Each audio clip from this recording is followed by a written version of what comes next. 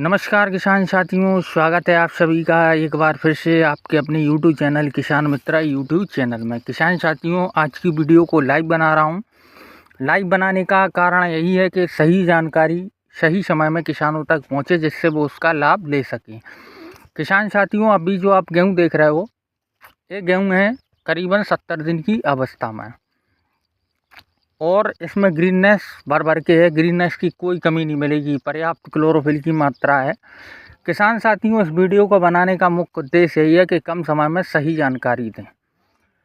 गेहूं की प्रमुख रूप से 3 अवस्थाएं ऐसी होती हैं। इन अवस्थाओं में हमें गेहूं की फसल का विशेष ख्याल रखना होता है, जिसमें पहली अवस्था होती है 60 से 70 दिन की, दूसरी होती है 80 से 90 दिन की, फिर उसके बाद जब बालियां चलना स्टार्ट हो जाएं। तो ये 3 अवस्थाओं में हमें गेहूं की फसल में विशेष ध्यान रखना होता है, खासकर अच्छे उत्पादन के लिए। किसान साथियों, जब हमारी गेहूं की फसल 60 से 70 दिन की अवस्था पर होती है, तो ये फसल एक ऐसी स्टेज में होती है कि इस अवस्था पर कुछ ज़रूरी पोषक तत्वों की गेहूं की फसल को आवश्यकता होती है, क्योंकि 60 से 70 दिन की अवस्था में गेहूं की फसल को विशेष पोषक तत्वों की रिक्वायरमेंट होती है। अब हम 60 से 70 दिन की अवस्था में कौन से फर्टिलाइज़र का उपयोग कर सकते हैं, कौन सा स्प्रे कर सकते हैं, जिससे गेहूं के उत्पादन को काफ़ी हद तक बढ़ाया जा सके। किसान साथियों, गेहूं की फसल में ये 3 स्टेज मुख्य रूप से विशेष ध्यान देने योग्य होती हैं। तो करते हैं बात पहली स्टेज पर। 60 से 70 दिन की अवस्था में हम कौन सा स्प्रे कर सकते हैं। जैसे अभी आप देख रहे हो, ये देखिए एक गॉप की अवस्था में है, तो इसमें कौन से स्प्रे की रिक्वायरमेंट है, हालांकि मैं इसमें कर चुका हूँ, तो वही आपको बता रहा हूँ। आपको इस अवस्था पर करना चाहिए NPK 05234 और बोरोन, दोनों को मिला के 100 से 120 लीटर पानी में मिलाकर मैंने इसमें स्प्रे किया था। आप देख सकते हो गेहूं में कहीं भी कोई पीलापन देखने को नहीं मिल रहा है। सारा गेहूं का पौधा स्वस्थ है एकदम। तो आपको 20 वीडियो देखने की ज़रूरत नहीं पड़ेगी, एक ही वीडियो में मैं सारी जानकारी आपको दे दूंगा स्टेप टू स्टेप।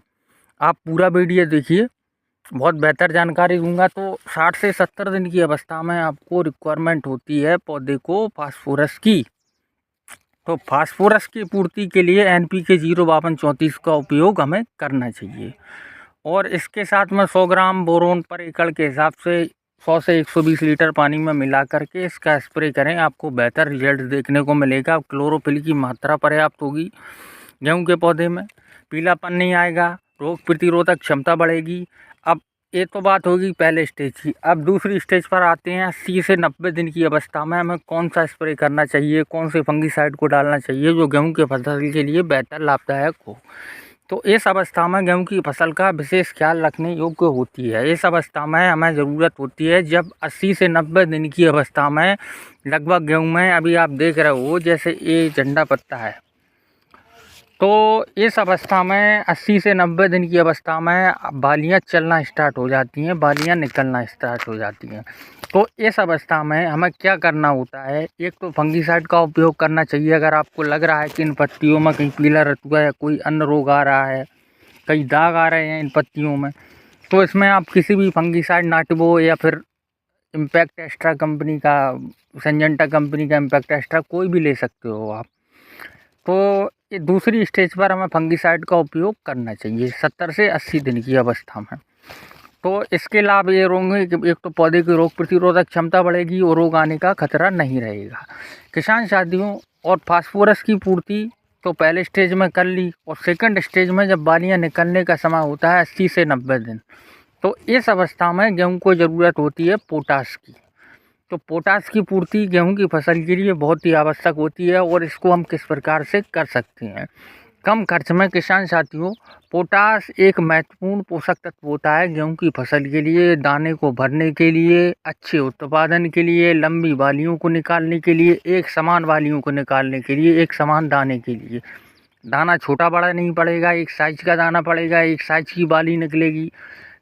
तो दूसरी स्टेज पर हमें पोटास की आवश्यकता होती है। इसके लिए आपको NPK 0050 लेना है। वो ज़्यादा बेहतर यही रहेगा कि आप HD फॉर्म में लें, तो वो तुरंत घुल जाता है। अगर HD फॉर्म में नहीं लेते हो आप, तो आप कोई और फॉर्म में लेते हो, तो आप एक दिन पहले घोल बनाएं, तब दूसरे दिन इसका स्प्रे करें। किसान साथियों, अब दोनों स्टेज में हमें कुछ बातों का विशेष ध्यान रखना होता है, एक तो पहली स्टेज में और एक दूसरी स्टेज में। किसान साथियों, एक तो कुछ किसान भाई ऐसा करते हैं कि गेहूं में फंगीसाइड स्प्रे नहीं करते हैं, ये बहुत इम्पोर्टेंट होता है, इसका उपयोग ज़रूर करें। आप 60 से 70 दिन की अवस्था में किसी भी फंगीसाइड का उपयोग ज़रूर करें। अगर आपको लग रहा है कि कोई फंगीसाइड रोग आने वाला है या आ चुका है, पत्तियों में पीलापन देखने को मिल रहा है, तो इस अवस्था में आप इसका उपयोग सिंजेंटा कंपनी का या किसी भी कंपनी का ले लीजिए, नाटवो आता है उसको भी कर सकते हैं, तो आप उसका स्प्रे ज़रूर करें। किसान साथियों, दूसरी ध्यान देने योग्य वाली बात यही है कि सिंचाई, देखो टेम्परेचर अभी कुछ ज़्यादा चल रहा है, गेहूं के फसल के लिए नुकसानदायक है। इस बार लास्ट जनवरी में ही गर्मी पड़ने लगी, टेम्परेचर 25-30 के पार जाने लगा, ये गेहूं के लिए अच्छे संकेत नहीं है। तो इस अवस्था में हमें गेहूं की फसल का एक विशेष ख्याल ये रखना होता है कि इस अवस्था पर हल्की सिंचाई करते रहें, कहीं जल का भराव ना हो, बस इस बात का विशेष ध्यान रखें। हल्की सिंचाई करते रहें और इन दोनों स्टेज में आप इन दोनों फर्टिलाइज़र का स्प्रे करें, बहुत बेहतरीन रिजल्ट आपको देखने को मिलेगा। किसान साथियों, हम खेती से संबंधित वीडियो लाते रहते हैं, अगर वीडियो पसंद आए तो चैनल को सब्सक्राइब करें। मिलते हैं कोई नई जानकारी के साथ, तब तक के लिए धन्यवाद।